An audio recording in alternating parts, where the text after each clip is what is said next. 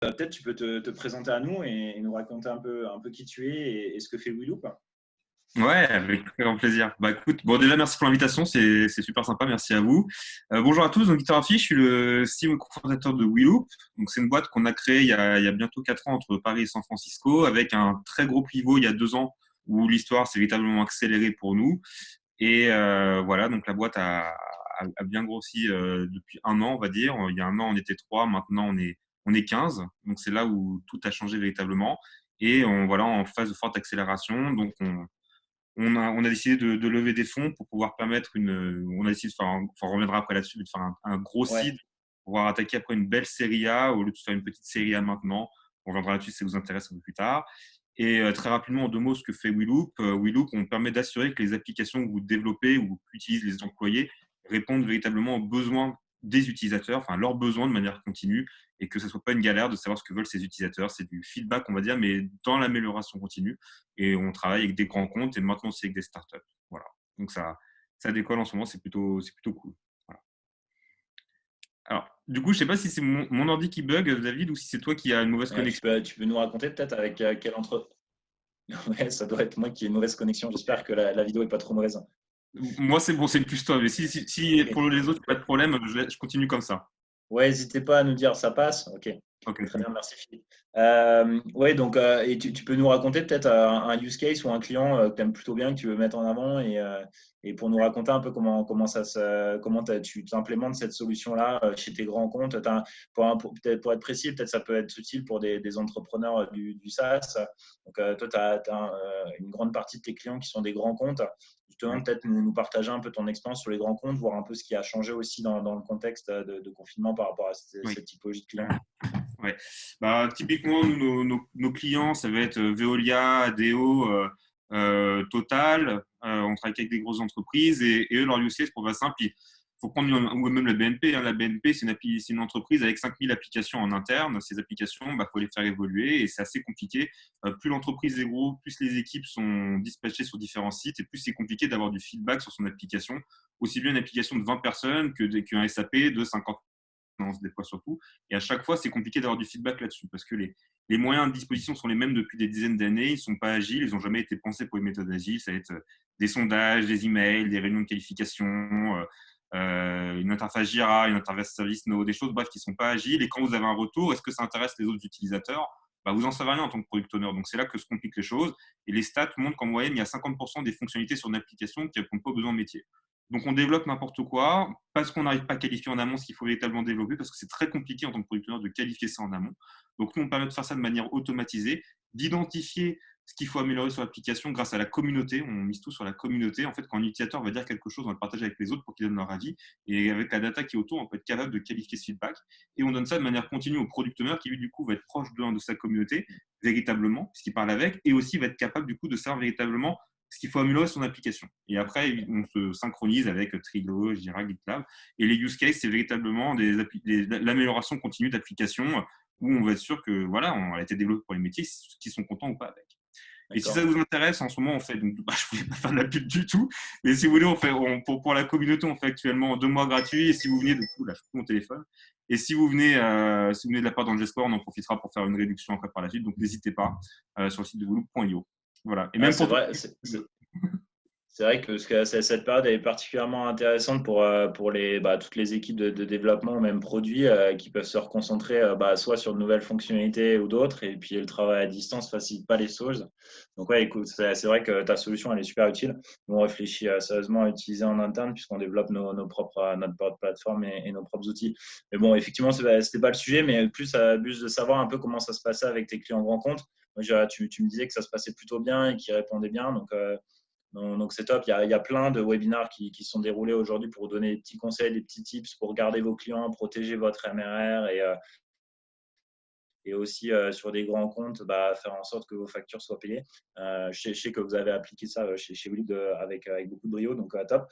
Et on va parler un peu de la levée de fonds, justement. Toi, c'est pas ta première levée. Ouais. Tu as eu l'occasion de discuter régulièrement des premières années de vie de ta boîte avec des investisseurs. Ouais. Et je trouvais ça intéressant que tu nous racontes un peu sur ta Love Money. ta première rencontre avec un business angel, c'était qui? Comment ça s'est passé? Dans quel contexte? Ouais. Alors, ma toute première levée, donc c'était vraiment de la love money pure et dure, et avec un business angel qui était on va dire un vrai professionnel, pas de la famille, qui est Patrick Joubert, que j'ai pu rencontrer à force de rencontrer du monde, on rencontre des gens, et je l'ai rencontré par un associé de chez Price avec qui je voulais être en contact pour rencontrer le DSI de Price et qui m'a mis en contact avec Patrick Joubert qui le connaissait. Et c'est comme ça que je l'ai rencontré. Et le feeling est très bien passé entre nous. Il a vu le potentiel pour le produit. C'est aussi très important de s'entourer avec de business angels qui connaissent le milieu dans lequel on évolue et pas n'importe qui. Et j'ai eu la chance donc d'être encouragé de un par un serial entrepreneur à grand succès qui croit énormément dans le projet, qui nous suit maintenant depuis le début et qui est mon mentor aujourd'hui pour faire simple. Et c'est comme ça que ça a matché. C'est comme ça aussi que l'aventure a aussi pris un autre tournant. C'est en s'entourant de gens qui connaissent véritablement les besoins et bienveillants aussi, qui nous permettent d'avancer avec des bases solides. L'entrepreneur n'a pas le temps de savoir, de découvrir son but. Enfin, il faut s'entourer de gens plus pertinents que soi. On n'est pas capable en très peu de temps de connaître son marché, de connaître aussi bien que ça son marché, qu'aussi on avait 20 ans d'expérience, c'est ça que je veux dire. Et c'est pour ça que être entouré de business angels plus compétents que soi dans son domaine, c'est hyper important. Donc Ouais, ça, c'est vrai que toi, tu as eu la chance sur ta Love Money, effectivement, de rencontrer Patrick et d'avoir que des gens très solides à ton board. Et on en parlera un peu dans la suite, pourquoi ça a été utile aussi dans le contexte actuel. Qu'est-ce que ça t'avait appris? Parce qu'on parlait, enfin, c'est une somme que tu qualifies de dérisoire aujourd'hui, mais qui t'a été bien utile à l'époque, cette Love Money. Qu'est-ce que ça t'avait appris? Enfin, ce qui m'intéresse beaucoup, c'est aussi comment tu as vécu en tant qu'entrepreneur cette phase où en fait tu as lu beaucoup de choses sur la levée. Il y a des levées stars qui sont médiatisées où on t'annonce des levées de 2, 3, 5 millions en pré-revenu. Bon, bah, c'est pas le cas de tout le monde. Comment tu l'as envisagé avant et quelle réalité en fait tu as eu, alors peut-être pas sur ta Love Money, mais sur le premier site que tu as fait l'année dernière. ouais. Alors, c'est une somme qui aujourd'hui paraît dérisoire, mais qui à l'époque, je veux dire, c'est quoi qu'on dise, je veux dire, c'est beaucoup d'argent. On était autour de 70 000 euros, donc c'est pas beaucoup, je veux dire, dans l'absolu aujourd'hui quand on est 15 et qu'on se rend compte que permet de faire 70 000 euros. Mais en revanche, je veux dire, même pour un business angel, je veux dire, même entre guillemets, pour moi, je vois dans les tours qu'on a fait après, même 10 000 euros, je veux dire, c'est énormément d'argent et on en a une conscience, je veux dire. En tout cas, après, au niveau d'une boîte, je veux dire, c'est plus si gros que ça pour développer une entreprise. À l'époque, on a levé cet argent, ça nous servait juste à prouver que le produit existait. Et donc, on pensait que c'était largement suffisant. Ça nous a, in fine, ça a été largement suffisant dans le sens où on a avancé assez vite. Mais après, pour pouvoir développer une structure, très vite, on se rend compte qu'une fois qu'on a trouvé le market fit, il faut passer une masse critique d'une dizaine de personnes où en fait, on va avoir quelqu'un qui est spécialisé dans la vente, une personne spécialisée dans le marketing, une personne spécialisée dans le customer success, ainsi de suite. Et donc là, du coup, 70 000 euros ne sont plus suffisants, sauf si évidemment vous avez beaucoup de revenus, ce qui est encore mieux si vous devez être autofinancé. Et c'est là, du coup, on a besoin de passer sur une somme qui est beaucoup plus importante. C'est là où on a fait un tour de seed. D'ailleurs, où Angel Square nous avait accompagnés à l'époque. On avait atteint 1,2 million. Et ça nous avait permis, en gros, pour faire simple, de véritablement commencer à structurer l'équipe. Aujourd'hui, l'équipe est structurée, le produit fonctionne, on a une croissance à 2 chiffres, tout du moins pré-Covid. On avait une croissance à 2 chiffres. Donc là, l'idée maintenant pour nous, c'était d'attaquer une série A. Et pour le faire dans de bonnes conditions, on a préféré pareil, refaire un gros seed avant et après repartir sur une belle série A. Ouais. Ouais. Justement, enfin, est-ce que tu avais noté des différences entre ce que tu pouvais lire sur la levée de fonds avant et le vécu que tu en as eu, notamment sur le site de l'année dernière, fin 2018? Est-ce qu'il y a des nettes différences Oui, il y a eu des grosses différences. En fait, le site de l'année dernière, on était. Après, je répondrai à la question qui a été posée. Le site de l'année dernière, pour faire simple, on était avec une idée qui avait été prouvée avec quelques clients sur un marché qui explosait. Le marché du custom application, c'est un marché en croissance de plus de 30% par an et on parle de dizaines de milliards. Donc, la façon dont on attaquait le marché était intelligente, était différenciée de ce qui existait, avec un très gros potentiel et des premiers clients au grand compte qui avaient signé. Donc, le site a suivi. Là, aujourd'hui, on était en position de force avant le coronavirus, pour expliquer. On avait commencé à l'attaquer, évidemment, cette levée avant le coronavirus. On était en position de force parce que tout d'un coup, on avait une croissance à 2 chiffres. Donc, une croissance à 2 chiffres, c'est-à-dire que la boîte, elle fonctionne, l'équipe est structurée, et que tout d'un coup, il se passe quelque chose qui est vrai, quoi. Donc là, on passe sur une autre logique de négociation et on a la chance, entre guillemets, d'être en bonne position jusqu'à ce que le Corona arrive et là, on s'est retrouvé un peu plus compliqué. Alors attendez, je vois qu'il y a une autre question aussi. Combien de temps a duré votre tour de seed et votre céréale, lesquels est le plus difficile à boucler? Ok, alors David, si ça te va, je réponds déjà aux deux premières questions. Après, je reviens dessus. Ouais, ouais, on reviendra après sur les autres questions. Vas-y. Ok, Priorité au public. ça marche. Willoop était déjà rentable avant de lever des fonds. Willoop n'a jamais. Willoop n'a jamais été rentable et le sera sans doute jamais. Enfin, je ne sais pas ce qu'on entend par rentable, mais en tout cas, l'idée pour nous, c'est go fast, trade fast. Tous les 18 mois, on fait une levée de fonds.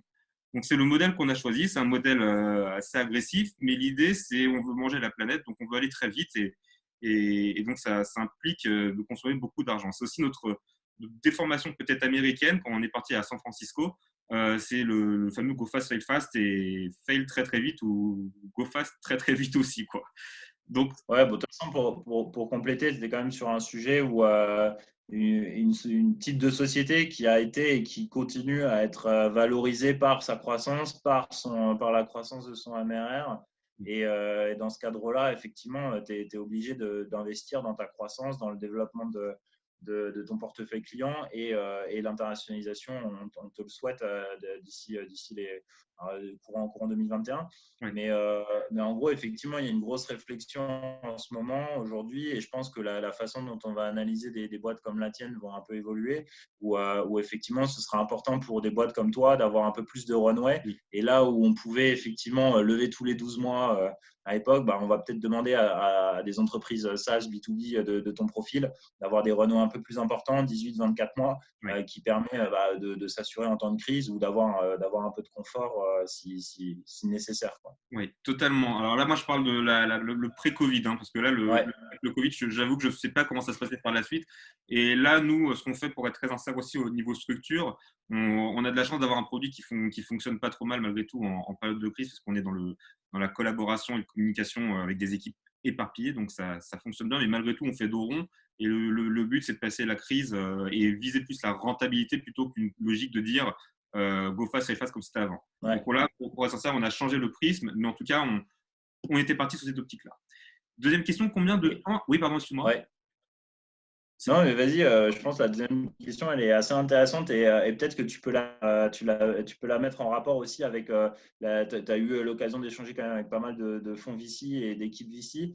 Ça peut être intéressant aussi que tu la mettes en perspective par rapport à une question qui pourrait être, en gros, quelle différence tu peux sentir entre des discussions avec des business angels un peu professionnels, j'entends, et qui connaissent un peu l'investissement en venture et puis des équipes VC aussi. Ce sera Oui, intéressant d'avoir ton retour là-dessus. ouais, carrément. Alors, combien de temps a duré votre tour de seed Le tour de seed qu'on a fait a duré 4 mois, je dirais.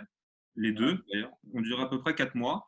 Ont duré 4 mois. Et en gros, pour terminer, pour faire le lien peut-être avec après, je reviendrai sur le type d'investisseur. Pour faire le lien avec le coronavirus, en gros, on a eu la chance d'être sursouscrit de 3 fois. Donc, on cherchait une somme, on a eu 3 fois la proposition et donc on était quand même en position assez à l'aise, enfin même très à l'aise. On avait le choix et le Corona est arrivé pendant qu'on était en discussion avec Pluto. Là, c'est mon téléphone. Hop. Je suis désolé, c'est mon téléphone. Je le coupe. Comme ça, je vous embête plus avec ça. Mode avion. Tac. Donc, en gros, on était en très bonne position, il était 3 fois souscrit. Arrive le Corona, où tout d'un coup, il y en avait plusieurs avec qui on parlait, où on n'était pas satisfait. D'ailleurs, je crois qu'il y a Anna qui s'occupe de nous, notre avocat, dans la boucle. On n'était pas satisfait des conditions proposées. Non pas qu'elles étaient, correspondaient pas à ce qu'on cherchait, nous, à ce moment-là, en tout cas, d'un investissement. Donc là, tout d'un coup, le Corona arrive, on est en conversation avec plusieurs mecs, dont certains ont été en position de force, et là, tout d'un coup, tu sens que tu as un changement dans cette. Donc, qui est un peu bien placé parce que tout d'un coup, tout le monde te dit attention, tu vas reprendre tout l'argent qui se présente à toi parce que là, la crise a duré tellement longtemps et ainsi de suite que tu vas être très vite limité. Donc, peut-être que tu devrais réfléchir différemment.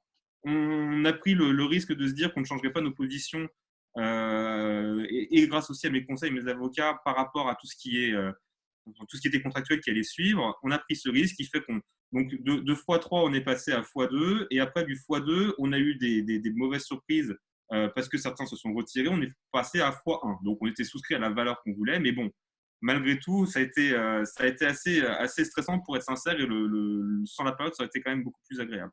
Ce qui nous a Ouais. sauvés pendant cette période, c'est le type d'investisseur qu'on avait. En fait, il y a plusieurs types d'investissement. Soit on passe par des VC ou soit par des BA, grosso modo, pour schématiser. Les deux en parallèle sont possibles aussi. On a Ça fait les dépend, ça dépend surtout de la taille de ticket de CBA. Effectivement, un VC va avoir du mal à avoir une quarantaine ou une trentaine d'investisseurs sur des tickets à 15-20K qui rentrent à ses côtés. Mais pour être ouvert à avoir des investisseurs soit très experts du sujet pour les accompagner au board ou autre, soit sur des tickets d'investissement à plus de 100, 200K au moins, quoi. Mais effectivement, oui, on ne Là, discute pas au même moment avec les mêmes acteurs. oui, alors là pour le coup, donc on avait les deux acteurs, les deux types Mm. d'acteurs. Il y a une différence près, c'est que le VC a plus une logique, enfin, est plus financier malgré tout, malgré quoi qu'on dise, il y a une logique financière derrière qui fait que encadrer ce genre de choses, on va peut-être réduire le nombre d'investissements, ce genre de choses. Et nous, on a vu du coup dans les gens qui s'étaient proposés, les VC se sont retirés en partie. Côté business angel, il y a une autre relation qui se met en place. Le business angel va y avoir plus du pari et un pari sur l'équipe plus fort parce que c'est avant tout de l'humain. C'est un connaisseur de ton marché, il voit le marché, il voit le potentiel, il voit l'équipe, il voit le potentiel, il va chercher une proximité qui est totalement différente. Du moins, c'est la sensation qu'on a eue nous aujourd'hui, qui fait que si on est en période de crise comme aujourd'hui, on a plus de chances, entre guillemets, de closer avec eux parce que les mecs nous voient capables de réagir d'une autre manière. Il n'y a pas derrière des LPs comme dans les fonds, dans les VC, où tout d'un coup, l'argent, entre guillemets, c'est pas le vôtre que vous jouez. Le business angel va jouer son argent. Donc, il prend un pari véritablement avec l'entrepreneur, avec l'équipe, qui n'est pas la même chose que si vous avez un intermédiaire. L'intermédiaire prend le risque pour ces LPs. Donc, c'est pas la même relation. Donc, nous, ce qui a fait qu'on a pu, qu'à la fin, ça s'est fait aussi, c'est parce qu'on était avec des groupes de business angels qui nous suivent pour certains depuis un certain temps. Et aussi, on a créé une relation long terme aussi avec nos existants qui croient beaucoup en nous et qu'on n'a jamais négligé aussi, chose qui est très importante en termes de communication et en termes d'implication dans l'outil. C'est une chose ça qu'on nous a félicité à plusieurs reprises et ça, c'est un conseil que je peux vous donner. C'est quelle que soit la personne qui est à votre board, il ne faut pas hésiter à toujours à toujours leur donner du feedback, à, faire partie, à leur faire prendre partie de l'aventure. Ce sont vos meilleurs soutiens, en temps de crise ou pas. Ce sont eux qui nous font des introductions quand il faut, qui nous permettent d'avancer confiants. Et les mecs, ils sont plus que présents. Et quand il y a des choses qui ne vont pas, ils sont conscients. C'est une start-up, ils connaissent. Ça va pas, ils le voient, mais il n'y a pas de problème parce qu'ils sont là. On les appelle pas seulement quand on a besoin. Et ça, c'est quelque chose qu'on peut avoir avec des BA sans trop de difficultés et c'est hyper important. Hyper important. Là, ouais, je complète. Avec Victor, on se connaît depuis maintenant 2 ans, justement, sous l'impulsion d'Anna qui nous a mis en relation sur le premier seed. Et en gros, moi, je recevais tes newsletters mensuels pendant cette période entre les deux tours. Et je pense que c'est ce qui fait la grande force de tout entrepreneur et de toute startup dans ces moments-là. C'est d'avoir réussi à maintenir une relation de confiance avec son board et ses investisseurs et de les tenir au courant dans les très bons moments comme dans les moins bons moments et d'être ultra actif. C'est ce qu'on disait en préparant un peu ce webinaire-là. Toi, tu as réagi directement le lendemain après l'annonce des mesures qui avaient été prises de confinement et d'autres. Tu as directement écrit à tous tes investisseurs et les investisseurs qui étaient impliqués notamment dans les discussions de levée en ce moment. Ouais. Et je pense que c'est ce qui a fait la force de WeLoop sur ce tour de table. C'est que tu as directement alerté tout le monde pour expliquer quelles mesures vous alliez prendre, comment vous réagissiez à cette crise sanitaire et à ces mesures de confinement. Oui, totalement. C'est un des points importants. On a été, alors ça me faisait assez rire parce que jeudi, on a appris la chose avec le confinement. Vendredi, on avait prévenu tous nos investisseurs vendredi matin des différentes mesures qu'on allait mettre en place. On avait travaillé dessus déjà la veille avec mes associés et mon équipe. Voilà, c'est déjà pris. En fait, le fait d'être aussi proactif à ce point et de dire les gars, attendez, on a pris conscience que la vague, elle était, enfin, c'est pas une vague, c'est un tsunami en fait. Donc, soit on dit on fonce quand même, soit on fait un petit détour, mais en tout cas, on sait qu'on va penser autrement. La vente directe, comme on fait aujourd'hui, on faisait de la haute bande pure et dure, c'est terminé. On l'a compris pendant un bon bout de temps, il faut passer sur de l'inbound. Ça demande une stratégie à mettre en place, mais on va le faire. Mais tout d'un coup, ça rassure tout le monde et on se rend compte que les gens ne nous lâcheront pas. Et c'est pour ça qu'une partie a décidé de remettre de l'argent malgré tout, véritablement, dans la boîte à ce niveau-là, alors que, voilà, parce qu'ils ont confiance dans l'équipe, dans notre activité, c'est pas négligeable. J'insiste aussi sur un autre point, mais ça, après, c'est personnel. Donc, faites comme vous voulez avec vos investisseurs, avec vos BA aussi. Faut pas hésiter à faire entrer toute personne que vous pensez qui peut être pertinente pour votre business en tant que BA. Il n'y a pas, nous, en tout cas, je pense qu'il n'y a pas, c'est mon avis, je pense qu'il n'y a pas de montant minimum. N'importe qui a du réseau, n'importe qui est pertinent sur son domaine, s'il est dans votre domaine aussi.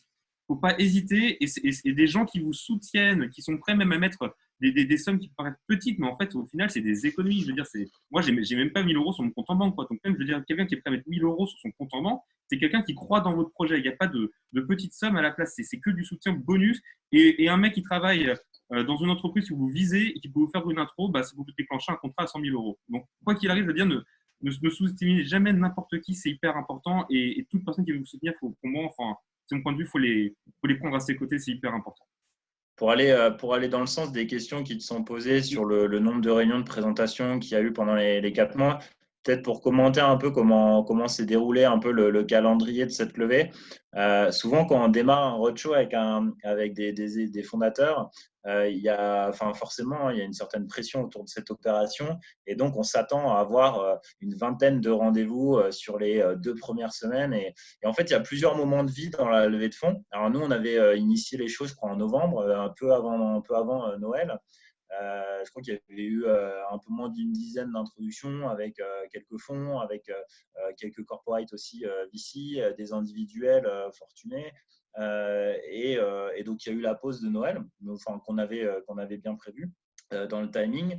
Il y a eu cette relance en janvier de ces premiers contacts plutôt positifs d'ailleurs sur lesquels tu as eu des premières marques d'intérêt. Et puis, il y a eu une relance fin janvier avec d'autres touches. Et puis toi, ton réseau personnel, le réseau de tes investisseurs aussi. Et finalement, bah, tout s'est confirmé dans les 15-20 derniers jours. En fait. Donc, peut-être tu peux nous commenter un moment de vie dans la levée de fonds et si tu as des recommandations sur les nombres de réunions, comment sélectionner les gens avec qui tu parles, est-ce que tu dois dire oui à tout le monde, combien de réunions tu dois faire avec les gens avant qu'ils se positionnent. Je pense que tu as des retours intéressants à nous partager là-dessus. Ouais. Alors, donc là-dessus, donc c'est grosso modo c'est la première question. En combien de Ouais. complément de première question, combien de réunions de présentation avez-vous faites pendant ces 4 mois Alors, quoi, je sais pas si on sera tous d'accord. Tu les as comptés? Quoi? Tu les as comptés? Non, mais j'ai une petite idée. Mais alors, je sais pas d'ailleurs on sera d'accord là-dessus, David ou pas. Hein. Mais en gros, il y a plusieurs choses. On se rend compte que, bah, en fait, les VC ou les BA, c'est comme des clients in fine. Hein. On cherche à signer un contrat avec eux, donc il faut que ce soit d'un commun accord. Et en fait, ils ont aussi leur cycle d'investissement. Donc en gros, si vous investissez pendant les vacances, c'est compliqué. Il y a des périodes de l'année où il faut investir. Il y a aussi des périodes par rapport aux périodes fiscales, tout simplement, où est-ce que je place mon argent, ce genre de choses. Donc en fait, on se rend compte qu'il y a plusieurs choses qui vont faire qu'à un moment, tout va s'accélérer. Et le parallèle qui est, franchement, moi je trouve hyper vrai, c'est comme quand j'étais à la fac, vous devez faire un exposé, vous faites tout la dernière semaine parce que vous êtes pressé. Bah, c'est pareil, si vous voulez investir dans des boîtes pour défiscaliser une partie de vos biens, bah, vous le ferez avant la limite. Enfin, je veux dire, c'est très lié tout ça quand on dise à des cycles d'investissement, pareil au niveau BA, au niveau VC, je veux dire. Je ne sais pas si tu es d'accord, David, là-dessus. En tout cas, il y a des cycles. Ouais, bah, il y a vraiment deux saisonnalités. Hein. Et puis après, en fonction de votre saisonnalité business, c'est plus ou moins bien de lancer son roadshow. Il faut éviter de lancer son roadshow S1 si on sait que bah, d'avril à juin, on n'a pas une activité commerciale extrêmement forte et des nouvelles commerciales pour relancer nos investisseurs et trouver des choses positives à leur raconter pour leur dire bah, je suis un bon deal dans lequel investir, une belle opportunité. Donc, ouais, il y a deux grosses saisonnalités qui sont avant l'été et puis avant Noël. Donc, généralement, on a des saisons entre mars, juillet et puis septembre, décembre. Et donc, ouais, effectivement, il y a des gros temps morts. Et après, pour les individuels, effectivement, qui investissent aussi pour des raisons fiscales, il y a ces deadlines du mois de juin ou de fin d'année qui les motivent forcément à accélérer certaines de leurs discussions. Il faut se dire quand même que les business angels ne sont pas à temps plein pour beaucoup d'entre eux sur les investissements. Et donc, bah, ce sont des gens qui généralement ont des hautes responsabilités ou en tout cas beaucoup de métiers en parallèle ou beaucoup d'activités. Et donc, forcément, qu'ils ils sont au taquet sur les derniers instants par moment, quoi. Pour les BA, j'ai pas souvenir d'avoir fait plus de 2 rendez-vous avec quelqu'un. En fait, il y a la première prise de contact qui est souvent une prise téléphonique ou un hangout où je présente la société, ce qu'on fait, la vision et l'ambition, et je lui explique aussi pourquoi il peut être pertinent pour l'outil, pour nous, pour la boîte. Donc, pourquoi je l'ai appelé un BA? C'est comme tout, hein, vous n'avez pas n'importe quel téléphone. Si vous le contactez, il y a une raison qui est derrière. Donc, ces personnes-là doivent être pertinentes pour votre sujet. Donc, le mec, s'il se sent qu'il peut apporter une brique à l'édifice et qui fera partie de l'aventure, ça continuera. Le deuxième rendez-vous, c'est plus pour approfondir s'il faut, mais j'en ai jamais fait plus de deux. Et souvent, ce qui se passe, après le premier rendez-vous, il y a le BP qui est envoyé, les ambitions sont claires. Chose qui est très importante, encore une fois, je reviens là-dessus, et certains BA m'ont demandé d'être transparent là-dessus, c'est comment je suis tenu au courant de ce qui se passe dans la boîte. Est-ce que je suis juste, entre guillemets, je mets mon argent et je sais plus ce qui se passe, ou est-ce qu'il y a un vrai suivi qui est fait derrière?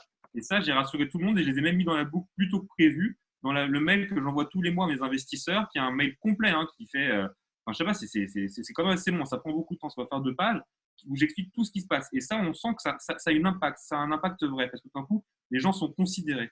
Et ils savent que s'il y a quelque chose qu'ils peuvent modifier, parce qu'ils ont l'expérience dessus, ils l'apporteront. Donc c'est hyper important. Ça a rarement dépassé le rendez-vous. Ça va très vite. Et une fois que, de toute façon, si le BP est prêt, le pitch deck est prêt, la proposition de valeur est là, le mec voit qu'il a une valeur à apporter à la boîte, il n'y a pas de raison que ça prenne 3-4 rendez-vous. Ce qui plus est, c'est qu'il faut que le feeling passe évidemment. S'il n'y a pas de feeling avec la personne en face, faites attention à ça. Et c'est là aussi où les avocats sont hyper importants, d'avoir un truc très structuré qui s'assure que si un jour ça ne se passe pas bien, ça peut arriver, c'est comme toute relation, je veux dire. Il peut y avoir des hauts et des bas. Il faut être sûr que ni l'un ni l'autre ne seront embêtés ou ne pourront pas faire ce qu'ils veulent. Enfin, ça va être transparent du début à la fin. Pareil aussi, pour terminer là-dessus, David, après je te laisse, je vois que tu veux parler.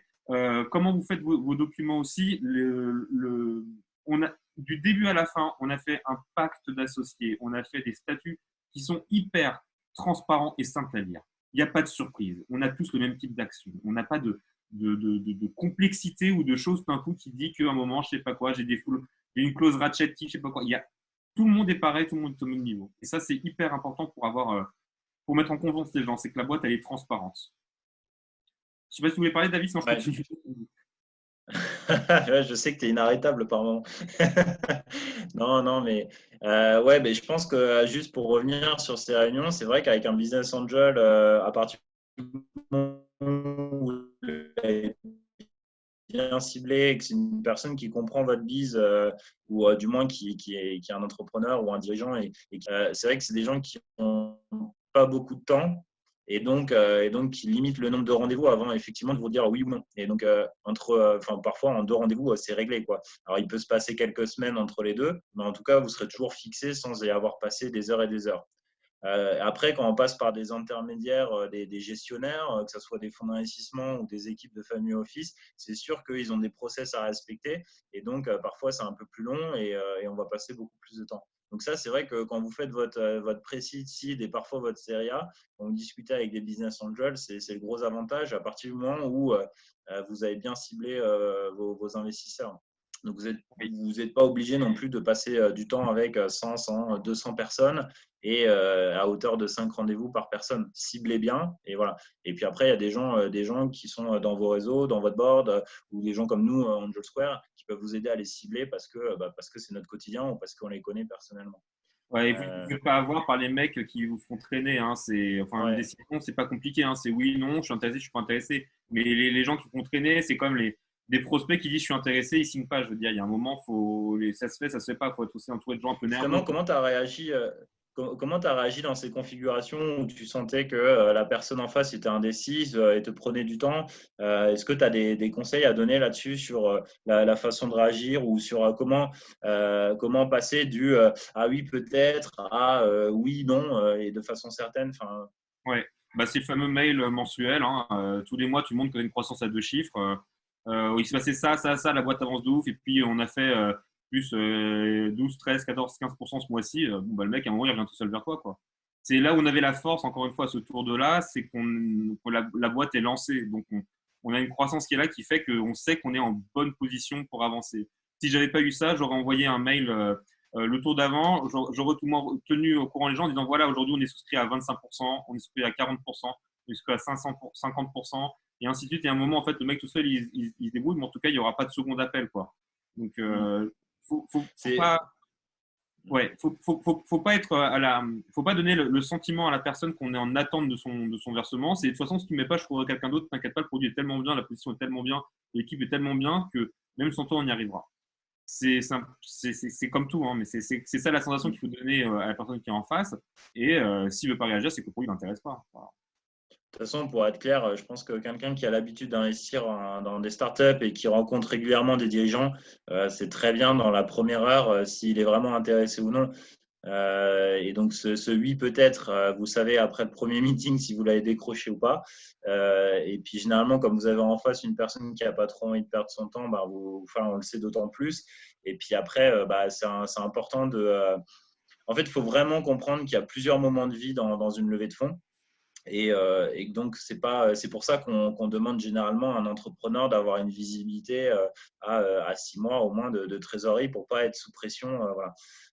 Bah là, le contexte de confinement ou de Covid a été un peu particulier puisqu'il y en a qui ont lancé leur roadshow en février-mars. Est-ce que là-dessus, tu aurais des conseils pour des entrepreneurs qui n'auraient pas réussi Moi, je sais que la semaine dernière, je parlais de closing en 2 fois, notamment qu'on peut vivre avant les périodes de congés scolaires. Nous, ça nous arrive assez régulièrement avant l'été pour des investisseurs qui sont déjà sûrs d'investir, de pouvoir closer une première tranche et puis de permettre aux dirigeants, avec une délégation de compétences, de réunir d'autres investisseurs. Enfin, est-ce que tu as des conseils du genre Je pense que tu as beaucoup d'amis entrepreneurs aussi qui sont dans ces circonstances. Enfin, voilà, tu as des petits conseils à nous donner là-dessus? Moi, j'aurais, quoi qu'il arrive, si je suis parti sur une levée de fonds, je n'aurais pas machine arrière parce que tu perds un peu de crédibilité, ne serait-ce déjà autour de ceux qui suivent. Après, enfin, c'est facile à dire hein, comme conseil, hein, donc à prendre des pincettes. Hein, je suis pas à votre place aujourd'hui. Donc ça prend avec des pincettes. Mais en tout cas, je ne ferai pas machine arrière, mais en tout cas, sans aucun problème, je reverrai le montant et j'expliquerai qu'est-ce que je ferai avec ce montant. C'est tout d'un coup, on avait prévu de lever 1 million, on va lever plus que 400 000. On va faire dos rond pendant toute la période de confinement parce qu'on sait que nous, nos cibles, c'est telle personne, telle personne. On sait qu'on peut passer la vague avec le chômage partiel parce que du coup, l'équipe ne peut pas travailler parce qu'on ne va pas développer le produit pendant cette période parce qu'on n'a pas de clients, pas de rentrée d'argent. En tout cas, je veux dire, je reverrai les ambitions à très court terme en termes de montant de levée. Par contre, je ne changerai pas le fait que je suis engagé dessus. Mais c'est un avis perso. Hein. Je ne sais pas ce que ça vaut. Ouais. Je ne suis pas dans votre position. Hein. En tout cas, Après, il y a des sociétés, des entrepreneurs qui n'ont pas le choix, en fait. Donc, la question ne se pose et pas. je reverrai peut-être pas pour autant, en tout cas, la valo de la boîte, ce genre de choses. Je pense qu'il y a l'actif est dormant. C'est ça l'idée, c'est de dire que l'actif est dormant, mais la boîte n'a pas été dévalorisée. Donc, la valo ne change pas. En revanche, on revoit le plan à court terme. Ouais. À partir du moment où vous n'avez pas été trop gourmand au début, puisque on sait que généralement pour démarrer des négociations, parfois on vise un peu haut. Et je pense que c'est un des points, on fera un résumé hein, tout à l'heure avant de se quitter, des facteurs clés de succès, des discussions qu'on a eues avec Victor pour préparer ce webinaire et qui, on l'espère, vous sera utile. Mais en gros, ce qui a été aussi important dans cette levée de fonds, c'était l'agilité. Alors être sûr de soi et avoir l'assurance de ne pas signer n'importe quoi. Et là-dessus, il n'y a pas que la valo qui compte. Hein. Ça, c'est important de le dire. Le droit à l'information, le droit de veto des investisseurs et d'autres clauses sont importantes. Je pense que la valo, il y a beaucoup d'ego derrière, de l'entrepreneur et de l'investisseur.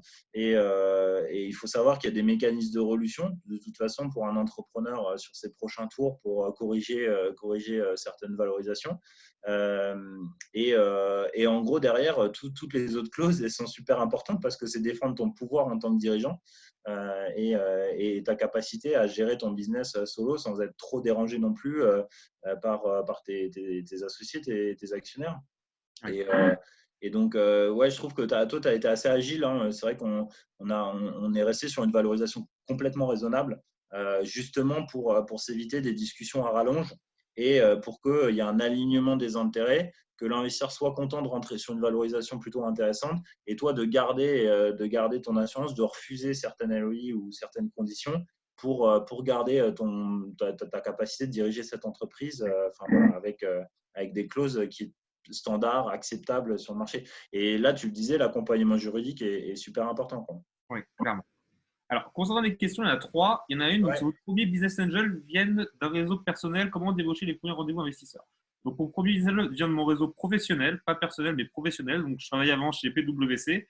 Et c'est comme ça que j'ai pu être. C'est en fait en rencontrant beaucoup de gens, parlant de son produit, on vous met en contact avec d'autres personnes. Et c'est comme ça que j'ai pu rencontrer mes premiers BA qui aujourd'hui sont Donc, c'est ce qu'on dit au début de la séance. Donc, c'est Patrick Joubert, le premier, qui aujourd'hui est à mon board et qui continue à me suivre et à qui je dois énormément sur la boîte aujourd'hui et ce qu'on est aujourd'hui.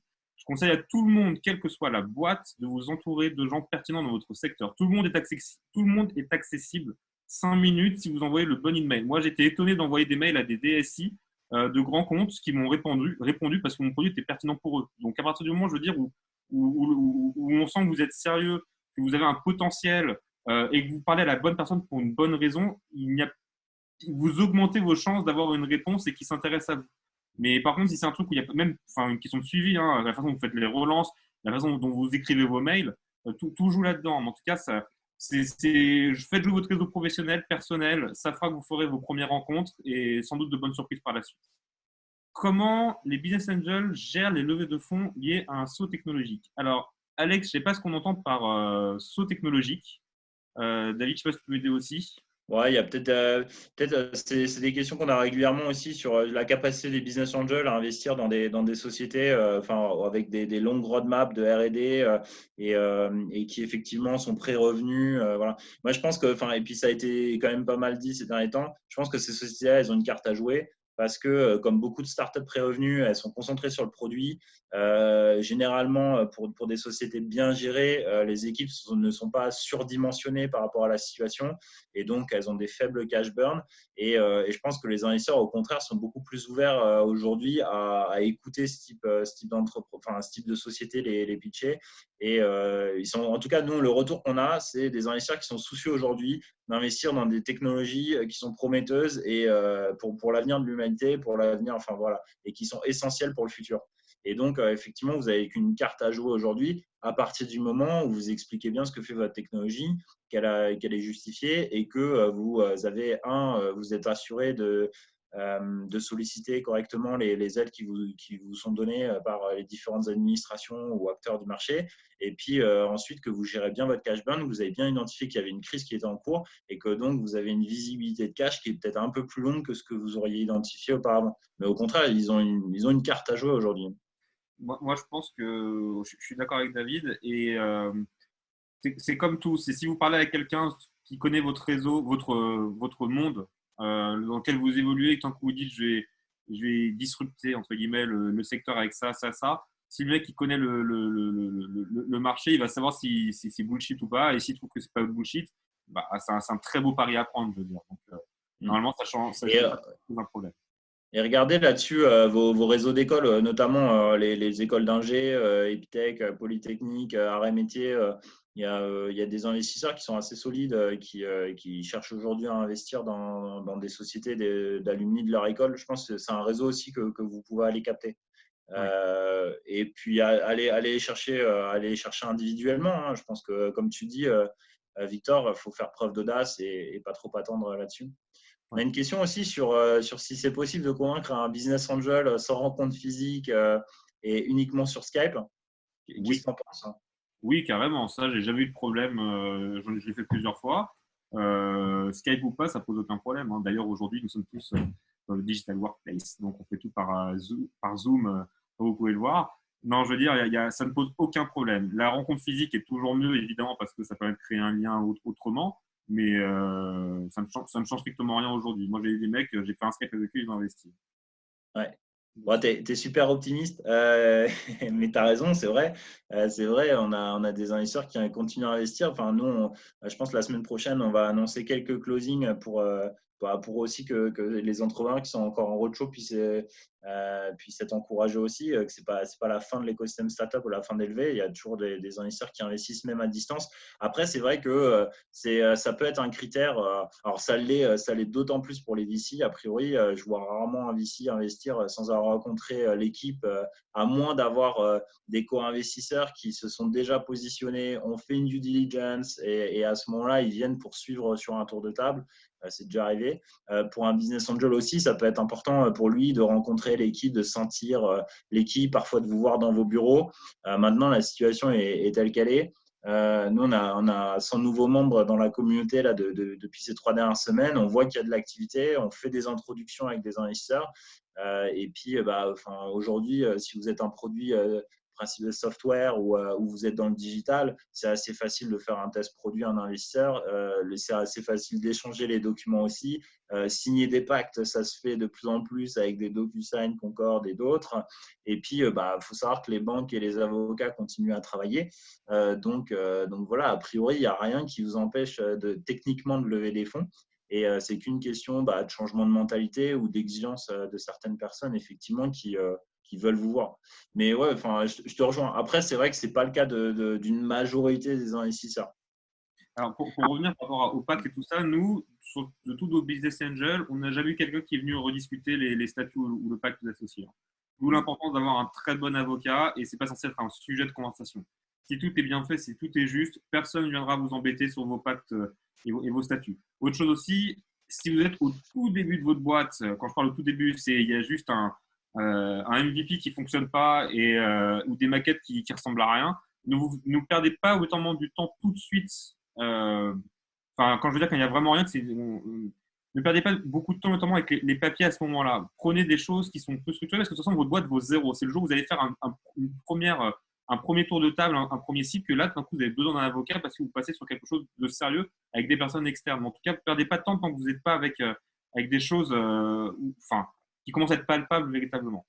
Et ne le négligez pas une fois que c'est ça. Moi, c'est un truc auquel j'ai attaché beaucoup d'importance. C'est deux choses. C'est mon expert comptable et mes avocats. Je prends des gens hyper expérimentés là-dessus parce que c'est des choses qui marchent avec l'expérience et je ne veux pas avoir un jour une surprise, ni moi, ni personne. Donc ça, c'est les deux points sur lesquels je ne ferai jamais de concession, c'est les avocats et les experts comptables. Donc, OK pour la question du coup sur Skype. La deuxième, à quel moment vous êtes-vous dit « je suis prêt à lever » Et ben, du coup, nous, comme on avait fait un tour de seed il y a un an et que le tour de seed a été basé sur le marché, les premiers clients, le potentiel et ce qu'on pouvait faire, le prochain, ça pouvait être seulement avec des KPIs, des chiffres. Si on a été sur la même chose, ça aurait été compliqué. Donc, ce qui a fait qu'on s'est dit qu'on était prêt, c'est qu'on a vu qu'on avait une croissance à 2 chiffres et que tout d'un coup, ça y est, on a un jalon qui a été établi, qui est un jalon stratégique. D'un coup, les clients sont contents, renouvellent et d'un coup, ça décolle. Donc là, je savais que j'étais prêt pour faire une levée. C'est là où on s'est posé la question quel type de levée on fait. Donc, la levée, évidemment, en soi, ce n'est pas une fin. Hein. Ce n'est pas le but de faire des levées pour faire des levées. Mais après, nous, c'est ce que j'ai expliqué au début, on avait une stratégie pré-Covid d'expansion croissante très forte. Donc, on avait le choix entre faire une petite série A ou attendre un peu et faire une grosse série A. On s'est dit, vu ce qu'on veut faire, vu qu'on veut repartir à l'international, on veut faire une grosse série A et marquer d'un coup. Donc, on a opté pour un gros seed et puisqu'on avait les moyens, de toute façon, quoi qu'il arrive aujourd'hui avec les chiffres, pour préparer une série A qui devait avoir lieu, du coup, ça va être un peu reporté, ce sera l'année prochaine avec le Covid. Et voilà, en fait, il faut se demander qu'est-ce qui fait que tout d'un coup, l'acte, on peut voir ça comme une vente, hein, qu'est-ce qui va faire que l'acte d'investissement, qu'on pourrait dire l'acte d'achat, en fait, va être provoqué chez un client, entre guillemets, un investisseur. Donc, en gros, c'est qu'est-ce qui va faire ça? Nous, le prochain tour, c'est notamment une croissance. Il n'y a pas de croissance, c'est-à-dire que entre la série, le tour d'avant et aujourd'hui, il n'y avait aucune différence. S'il n'y a pas de différence, pourquoi j'investirais? C'est que la réalisation n'est pas bonne, l'équipe n'est peut-être pas bonne, le projet n'est peut-être pas bon, ça ne met pas en confiance. Et je pense qu'on aurait eu des difficultés à lever. Ouais. Non, il y a plusieurs, tu le dis, hein, il y a plusieurs jalons, milestones que tu dois atteindre et puis qui dépendent des levées aussi que tu fais. Sur la toute première, et puis ça dépend aussi des secteurs qui sont. On va pas exiger d'une biotech qui a fait ses premières ventes et de rentrer sur le marché pour lever. En revanche, ça peut être le cas d'une marketplace où tu as de faibles barrières à l'entrée et on attend qu'aujourd'hui, à l'ère du web, tu puisses faire, je sais pas moi, 3-5 cas de réel de chiffre d'affaires ou 50 cas de volume d'affaires mensuel et commencer à avoir une certaine traction pour se dire ok, le product market fit est là, il a bien exécuté et puis tu peux commencer ta première levée. Ce qui peut justifier aussi ta première levée, c'est simplement le fait d'accueillir, comme tu le disais, à ton capital des investisseurs ou des associés qui vont t'apporter de la valeur. Hein. Tu citais Patrick Joubert tout à l'heure et qui sont justement sur les tours d'après des sponsors en fait, puisque s'ils réinvestissent, c'est un super signal pour les co-investisseurs et tout ça.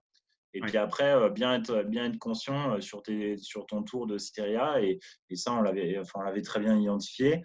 D'être dans les critères de sélection aussi des investisseurs que tu cibles et donc de bien connaître avant parce que tu as rarement la chance de voir 2 fois un VC ou de voir 2 fois des investisseurs et donc de bien cibler le timing, c'est super important.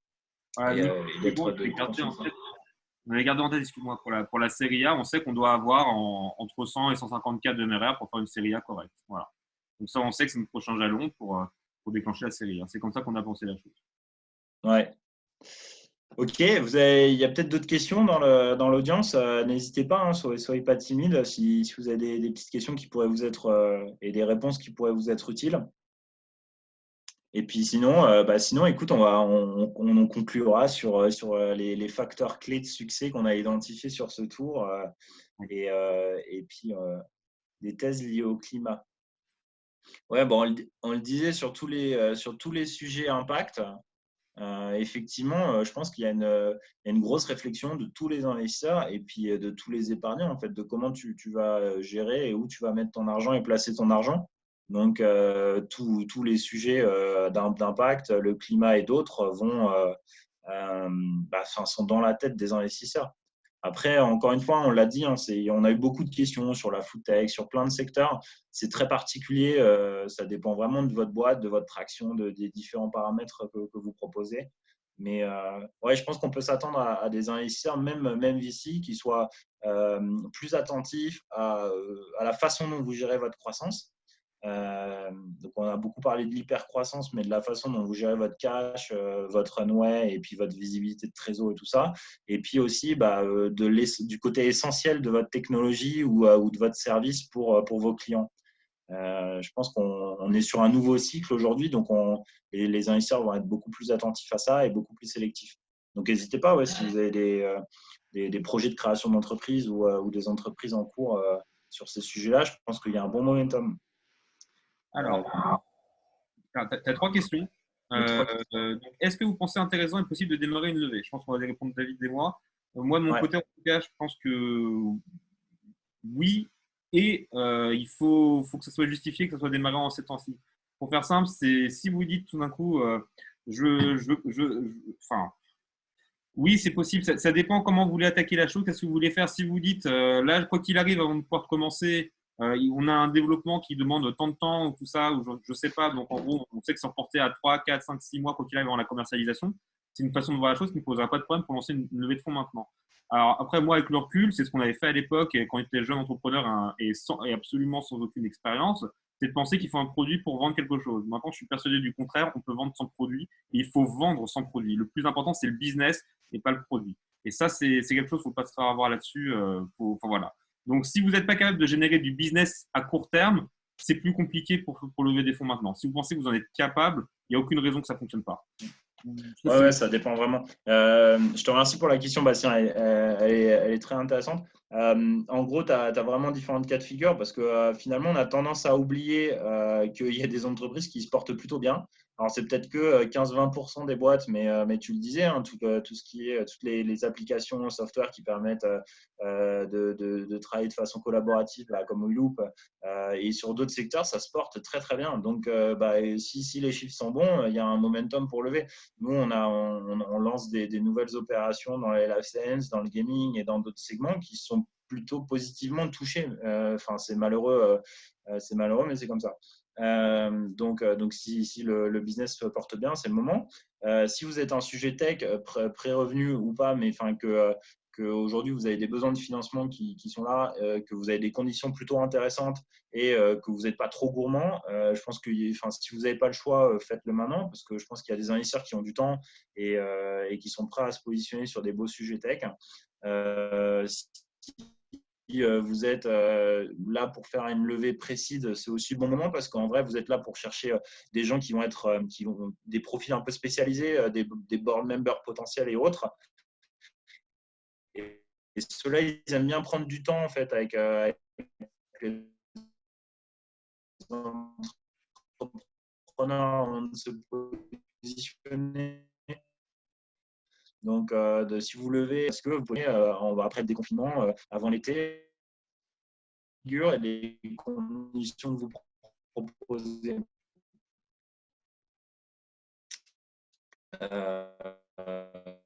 Il faut être clair, hein. Enfin, tout le monde ne peut pas, et une bonne majorité des startups non pas, c'est pas stratégique de lancer une levée de fonds aujourd'hui, quoi.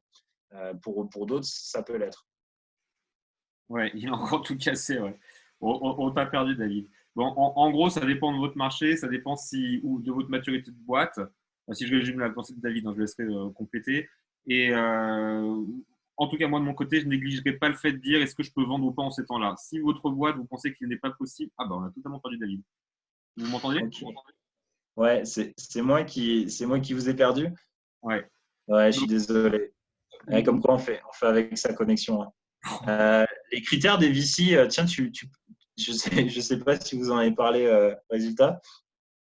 ouais, alors non, on n'en a pas parlé, mais de mon côté, alors du peu d'expérience que j'ai avec les VC, je pense qu'il faut pas oublier que c'est structuré un VC. Donc en gros, faut qu'il y ait des validations avant de passer quelque chose, et il faut toujours garder en tête que VC, son client, c'est pas nous, c'est les gens qui investissent dans le fond.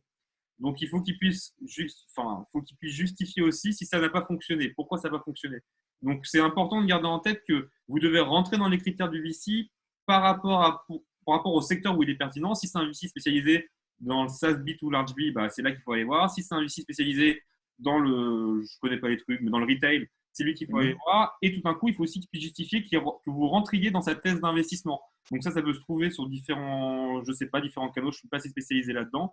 Mais en gros, faut trouver la thèse d'investissement du VC et être sûr que savoir à quel niveau il investit, qu'il investisse seulement pour des boîtes où il y a de la croissance. Donc, si vous savez que si vous n'avez pas de croissance, vous ne passerez pas le junior, pour faire simple, hein, qui lui va vérifier que vous avez bien de la croissance, que vous êtes bien dans le bon secteur, que vos concurrents sont par rapport à ce qu'ils pensent que ça doit être vos concurrents. À vous de tester tout ça. Si vous voyez qu'ils sont habitués à faire que des séries A, ça veut dire que normalement, vous devez avoir du. Après, encore une fois, il y a 10 000 mondes possibles. Hein. Mais si c'est quelqu'un qui est sur la série A, B, C, ça veut dire que tout d'un coup, bah, faut que vous ayez du revenu qui soit régulier, une forte croissance. Vous regardez ce que c'est que les top startups. Bah, vous prenez le Y Combinator, vous regardez c'est quoi. Il propose 7% de croissance par semaine, je crois. 7% de croissance par semaine. Donc là, vous savez que si vous êtes autour de 7% de croissance par semaine, vous êtes dans le top du top des startups. Donc vous allez dire que les VC vous ouvriront leurs portes. Regardez où ça se situe par rapport aux tests d'investissement des uns des autres et n'oubliez jamais que le client du VC, c'est le mec qui investit dans son fonds. C'est pas vous, vous êtes un produit, vous. Donc, il faut que vous puissiez faire plaisir aux LPs aussi derrière. Donc, et que si ça ne marche pas, qu'on puisse justifier que ça n'a pas marché parce que, objectivement, bah, la boîte avait telle croissance, la boîte avait ça, la boîte est sur ce secteur. Ça, c'est ballot, ça n'a pas fonctionné, mais il n'y a pas de raison que ça ne fonctionne pas. Ouais, je pense que enfin, ce qui est important, enfin, là où on peut vraiment applaudir, enfin, la plupart des VC, on regardait il y a 5 ans, il y a 10 ans, il y a beaucoup moins de contenu et c'était beaucoup moins clair, leur thèse d'investissement. Aujourd'hui, les VC ont le mérite d'être beaucoup plus transparents, notamment avec la jeune génération là, qui est arrivée, notre génération, sur les thèses. Il y a beaucoup de contenus qui sont écrits aujourd'hui par les operating partners, par les équipes internes qui expliquent dans quoi elles ont investi, pourquoi, comment. Et donc, c'est super important de vous documenter avant. Chaque VC a un peu ses particularités, mais aujourd'hui, je trouve que la plupart jouent le jeu et vous expliquent très clairement ce qu'ils recherchent. Et ça, c'est très appréciable parce que c'était pas disponible à une certaine époque. Et puis après, c'est important aussi que vous sachiez jouer le jeu. Les personnes dans un VC n'ont pas le même rôle. Vous allez avoir un analyste, vous ne pouvez pas lui demander d'être un expert de votre secteur ou quoi que ce soit. Donc, il faut juste que vous rentriez dans ces critères. Donc, assurez-vous que si vous discutez avec lui, vous rentrez dans ces critères. Aujourd'hui, il y a plein d'événements. Les gens prennent beaucoup de temps pour se rencontrer et échanger. Les analystes ou même les chargés d'affaires ou autres associés dans les équipes essaient de passer un maximum de temps avec les nouvelles boîtes quand c'est possible et les opportunités. Donc, vous avez moyen de vous renseigner sans forcément postuler en disant bah, tiens, je lève des fonds, je lève 2 millions, est-ce que ça t'intéresse? En disant bah, tiens, je suis en train de préparer ma série A, je pense que ça avance bien, qu'est-ce que tu en penses? Et de vous renseigner sur les critères que vous devez remplir pour passer ce premier filtre. Et puis après, dans vos échanges avec les associés, les principales ou les partenaires, bah voilà, vous rentrerez beaucoup plus dans le détail de la stratégie, du business plan, des forecasts et de tous ces sujets-là. Mais voilà, enfin, donc je pense qu'aujourd'hui, il y a beaucoup de documentation, chaque VC un peu particulier à sa thèse. Et effectivement, cette thèse, elle est validée avec des LPs. Donc, le prenez pas mal si on vous refuse, si le dossier est refusé derrière. C'est que vous ne rentrez pas dans les critères et parfois, c'est un peu difficile ça n'a rien à voir avec le projet quoi, ou d'autres sujets. Alors, Ouais. il reste, il y en a trois. Donc, dans l'ordre de temps, je fais. Des conseils pour de futurs diplômés qui voudraient monter leur entreprise. Tout ce que je peux vous dire, c'est que ça sera 3 fois plus long que ce que tu avais prévu, que ce que vous aviez prévu. Ça, c'est la première chose. Et deuxièmement, partez du principe que vous ne connaissez absolument rien à rien, que vous ne connaissez pas bien le secteur sur lequel vous allez vous lancer parce que vous n'avez pas assez d'expérience, vous sortez d'école. Donc, entourez-vous de gens, de mentors, de gens qui connaissent parfaitement votre secteur pour permettre de gagner tout le temps que vous n'avez pas à avoir. J'avais eu la chance d'avoir, quand j'avais fait HSC Entrepreneur, Antoine Brenner. C'est le mec qui a créé entre autres plusieurs boîtes, dont VLC, le lecteur, le fameux plot orange que tout le monde a sur son ordinateur. On avait fait une mission de création avec lui et il nous avait donné un conseil qui était brillant. C'était enfin, donc c'était dans le cas d'une mission, mais en gros, il a dit, moi, je mettrai une super note si vous me faites 5 interviews par semaine de gens de votre secteur et que vous ne passez pas du temps en gros, enfin, pour exemple, pourquoi il disait ça? Il disait, vous n'avez pas le temps d'apprendre aussi vite que des gens expérimentés qui vont voir les pain points, les choses qui ne fonctionnent pas dans ce que vous faites. Donc, allez directement voir des gens qui connaissent votre secteur, allez leur parler et ceux qui vont vous guider le mieux par rapport à votre lancement. Donc, c'est ça ce que je peux donner comme conseil aux futurs diplômés. C'est entourez-vous de gens qui savent mieux que vous, qui connaissent mieux que vous votre secteur et partez du principe que vous ne connaissez rien, que vous avez tout à apprendre. Moi, c'est ce que je m'applique tous les jours et je continue à le faire sur tout ce que je fais dans la vie. Et c'est pour ça qu'il ne faut pas lésigner sur les avocats non plus, il ne faut pas lésigner sur les experts comptables, il ne faut pas lésigner sur comment lever des fonds, tout simplement. On a besoin d'être avec des gens qui sont plus expérimentés que soi pour nous expliquer tout ça. Rien n'est acquis. Ouais. Et surtout, n'ayez pas peur d'entreprendre maintenant. Je pense que franchement, c'est un des meilleurs moments pour entreprendre dans ces moments parce que c'est là où vous serez le plus débrouillard, le plus malin. Et c'est le moment où en fait on est le plus créatif, quoi. Enfin, il y a cette phase de confinement qui est assez inédite. Et puis bah, les gens sont à la recherche de solutions. Donc assurez-vous que ce ne soit pas une solution conjoncturelle qui réponde uniquement à des besoins là qu'on va avoir dans les prochains mois. Mais il y a beaucoup de réflexions à avoir. Et ouais, on parlait un peu des débuts de ton histoire cette semaine là, quand on préparait tout ça. Et ce qu'on se disait, c'est super important, justement, comme tu disais, chercher les conseils et de partager son idée. On parle souvent de la phase garage. Alors, la phase garage, elle est sympa, mais quand on est étudiant ou qu'on ne connaît pas trop le secteur, c'est quand même vraiment pas mal de partager son idée. Rassurez-vous, vous exécuterez peut-être beaucoup mieux que n'importe quel cadre, personne qui est aujourd'hui en poste et bah, voilà, qui doit encore faire ce choix d'entreprendre, qui a peut-être pas, qui a peut-être des enfants à nourrir, une famille à gérer et voilà. Donc, n'ayez pas peur de partager votre idée. L'idée, c'est $1. Le reste, c'est l'exécution. Et sur l'exécution, vous pouvez être bien meilleur. Ouais, Donc, pensez pas. alors là, on répond direct à la question. L'exécution est plus importante que l'idée. Bah ouais, carrément. Oui, Je ne sais pas si tu confirmes, mais si tu oui, regardes, oui. si tu regardes, C'est juste avant, en fait. On ouais, s'en fout de votre idée de la garder pour vous. Personne ne va se lever un matin en disant putain, Clément m'a dit tel truc, c'est trop bien, je le développe et enfin, je fais tout, je quitte mon taf et je vais faire son idée. Ça n'existe absolument pas. Autre chose aussi, comme d'hab, c'est aussi comment vous présentez la chose. Quand vous avez présenté l'idée, si vous êtes bien renseigné une fois de plus et que ce n'est pas juste une idée et que vous avez compris votre secteur, ce que vous faites, tout à coup, vous allez un savoir que le mec en face n'aura pas, quoi qu'il arrive. Donc, vous avez une longueur d'avance sur les gens, vu que vous n'êtes pas juste dit en disant, hey, tiens, je pense qu'il faut faire une voiture électrique pour faire je sais pas quoi. Non, en fait, vous avez construit votre truc. Donc, votre idée, vous avez déjà une longueur d'avance sur n'importe qui avec qui vous parlez. Vous êtes déjà solide. Parlez-en, parlez-en, parlez-en. Si vous n'en parlez pas, vous n'avez aucune idée si c'est pertinent ou pas. N'hésitez pas aussi à en parler avec des gens du secteur en question. Ils ne vont pas s'arrêter d'un coup pour vous copier. À la place, ça peut être des appuis, ça peut donner des conseils, ça peut investir dans votre boîte. C'est comme ça qu'il faut le voir. C'est pas le contraire. Personne ne va arrêter pour voler vos trucs. L'exécution, c'est évidemment plus important que l'idée. Des idées, on en a tous écrit sur des bouts de papier quand on était gosse, on n'en a réalisé aucune. Voilà, ça ne vaut rien une idée toute seule. C'est faux. Et bon, Stéphane, on va venir sur ta question. Peut-être répondre rapidement à Bastien sur le tourisme qui est aujourd'hui hyper impacté. Beaucoup d'acteurs en grande difficulté. Ce n'est pas intéressant de lever maintenant pour pouvoir se positionner, agir fort au moment de la reprise. Moi, je ne recommande pas des levées très importantes aujourd'hui pour ce type de société-là, parce que vous êtes en plein dans le bouillon et que vous êtes directement impacté par la crise. Donc, c'est plutôt le moment de réfléchir à comment vous allez rebondir. Et pas, vous pouvez le faire en mode bootstrap sans forcément avoir des énormes moyens.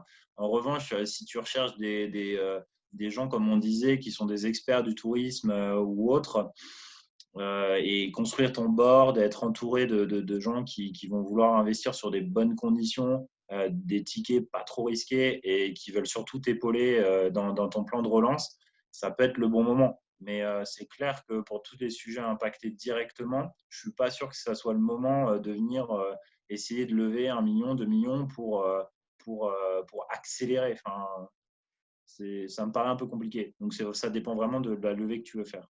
Ouais, je sais pas si je peux répondre à cette question, mais Bah, à mon avis, des gens sur ce secteur-là actuellement, enfin, surtout les VC, soit ils ont perdu de l'argent, soit ils vont réinvestir dans les boîtes existantes. Donc ils ah ouais. mettront pas ils vont protéger leur portefeuille existant et remettre de l'argent là où ils pensent qu'il y a il y a un fort potentiel. Pas sûr qu'il y ait des gens qui réinvestiraient actuellement en tout cas, parce que même ça se trouve il va y avoir des changements hein, post-Covid par rapport au tourisme, par rapport à comment c'est organisé, parce qu'il y a beaucoup d'incertitudes sur ces secteurs. Je suis incapable de te répondre en tout cas personnellement là-dessus. Concernant Ouais. Stéphane, des conversions de Ouais, c'est 50 cofondateur de plus de un tour 50 de table ans. ou Qu'est-ce que pas? tu en penses? Je vois pas pourquoi ça bloquerait un tour de table, pas de Non, moi raison. non Si le plus. projet est bon et l'équipe est bonne, pourquoi ça bloquerait? Il n'y a aucune raison. Au contraire, hein. Moi, je pense. Après, c'est intéressant que ces cofondateurs. Moi, je trouve ce qu'on apprécie beaucoup aussi, c'est les équipes qui sont mixtes en termes de génération. Et quand des gens de plus de 50 ans ou de 50 ans s'associent à des un peu plus jeunes, enfin, ça crée généralement des superbes équipes parce qu'il y a cette mixité. Mais après, oui, c'est pas bloquant du tout. Il n'y a aucune raison que ça se bloque. Bon, ouais, je crois que ça fait 1 heure en plus. Ouais, c'est bien passé. donc, euh, donc voilà, on va peut-être conclure. En gros, les facteurs clés qui nous avaient pas mal alerté. Donc, comme on le disait, une levée de fonds, il y a plusieurs moments. Ça se fait pas en un mois, ça se fait pas en 2 semaines. Enfin, on y est arrivé de façon très exceptionnelle, mais c'est des moments, c'est voilà. Et donc, les facteurs clés qu'on a notés, c'est déjà avoir des gens qui vous soutiennent. Et donc, la relation de confiance que vous créez avec votre board, avec les premiers investisseurs et pendant votre levée, elle est super importante. Donc, la communication de vos informations, elle est très, très importante. Et puis après aussi, que vous puissiez vraiment créer cette relation de confiance, ça vous permet déjà de faire penser au business angel ou à l'investisseur qu'il a été choisi aussi.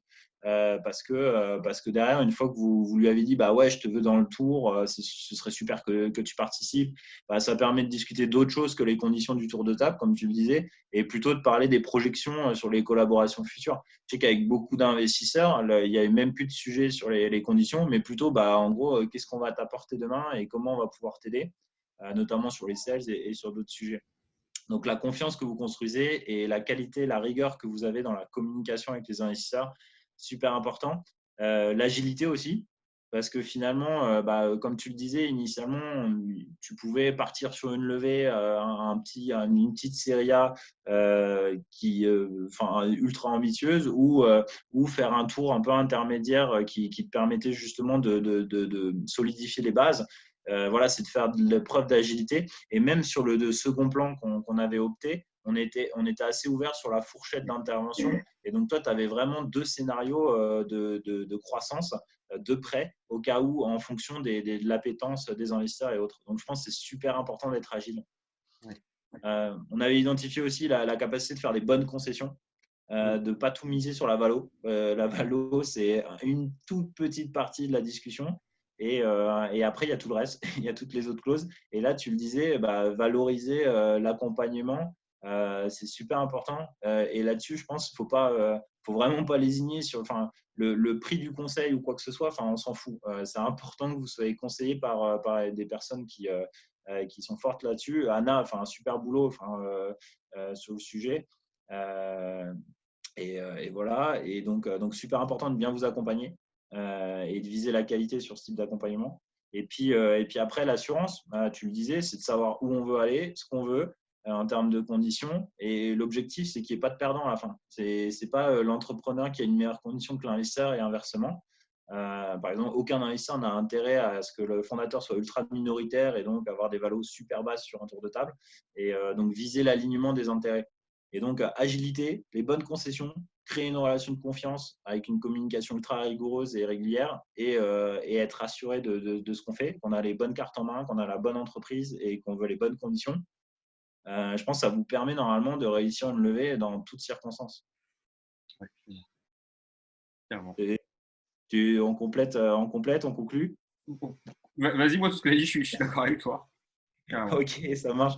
Bon, bah, en tout cas, si vous voulez contacter Victor parce que vous êtes intéressé par Uloop, peut être superbe solution pour vos équipes produits et dev, n'hésitez pas. Je pense que vous pouvez assez facilement avoir le contact ou demander une démo sur son site. Ouais, ou Si sur vous avez des LinkedIn, questions vous sur m'envoyez un la message levée, sur LinkedIn avec plaisir. Et puis même de toute façon, si vous avez ouais. des questions ou autres, je suis vraiment disponible. Vous m'envoyez un message sur LinkedIn, je vous répondrai avec grand plaisir. N'hésitez pas pour toute question, hein, vraiment, avec grand plaisir. Ouais, surtout que initialement, tu prends beaucoup de temps avec des grands comptes. Là, exceptionnellement, dans le contexte, tu discutes, enfin, tu es, quand même assez ouvert aux startups pour qu'ils utilisent ton produit. Donc, c'est super. Vous avez fait quelques arrangements produits pour que ça soit beaucoup plus rapide à déployer. Donc, c'est top. Nous, de notre côté, comme d'habitude, on se tient dispo. N'hésitez pas à prendre contact avec nos équipes si vous êtes dans le besoin, si vous êtes en train de réfléchir à votre levée de fonds. Et puis, voilà, le replay sera sur YouTube. Donc, n'hésitez pas. Il y a des interviews d'entrepreneurs à trouver sur la chaîne YouTube, des interviews d'investisseurs. Je pense que c'est toujours utile si vous réfléchissez à lever prochainement ou dans ce contexte. Voilà, on est à dispo. Ça Bon, marche. bah écoute, merci à tous. Merci beaucoup à toi, Victor, d'avoir pris le Merci temps à vous. pour partager tes insights. Et puis, je penserai à enlever les affiches Havana derrière, là, a priori. Oui, limiter la consommation d'alcool en ce moment, même si vous êtes confiné, voilà. Il y a d'autres solutions pour s'aérer. Faites du sport et puis prenez soin de vos proches. Allez, à très vite. Allez, Bye. à plus, salut à tous.